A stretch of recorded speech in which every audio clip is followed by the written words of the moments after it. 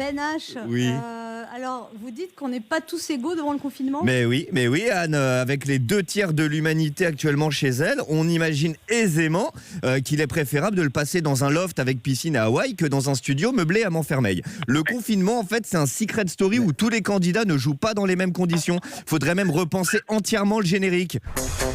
Bienvenue dans Covid Story, la première télé-réalité mondiale regroupant près de 2,5 milliards de candidats enfermés chez eux 7 jours sur 7 et 24 heures sur 24, partout autour de la planète. Une seule règle, rester à la maison pour gagner l'opportunité tant convoitée de rester en vie en fait, hein, c'est tout. Du coup, on trouverait toutes sortes de candidats dans toutes sortes de situations. Par exemple, c'est qu'un exemple, il y a cette candidate, elle s'appelle Anne, elle est confinée à Paris avec sa fille et aucune des deux ne s'y connaît ni en ménage ni en cuisine. Combien de temps vont-elles tenir avant de mourir de faim?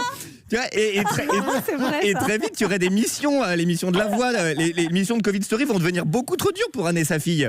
Ici la voix. Anne, tu as pour mission de cuisiner autre chose que des pâtes au thon. C'est mort, jamais on y arrivera. Autre exemple, Laurent, célibataire hypocondriaque, confiné dans 25 mètres carrés, il passe son temps à tomber amoureux de youtubeuses. Combien de temps avant que l'une d'elles ne porte plainte pour harcèlement? Ici la voix. Laurent, aujourd'hui, tu as pour mission de penser à aller chercher le sopalin avant de lancer la vidéo. C'est important à prendre en galère.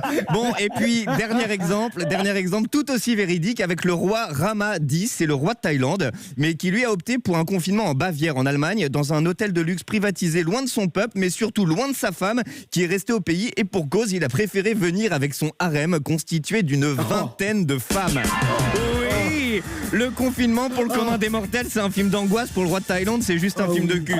Alors moi, ce que je propose, c'est qu'à un moment dans le confinement, pour un équilibre dans le jeu, on fixe une date où on fait comme les chaises musicales. Chacun doit changer de confinement. Par exemple, le roi de Thaïlande irait chez Anne, avec elle, pendant que sa fille irait dans le studio, et puis Laurent il irait chez moi. Parce que moi, je serais en Bavière avec le harem de roi de Thaïlande. Je vous laisse sur cette idée. Merci de l'avoir écouté.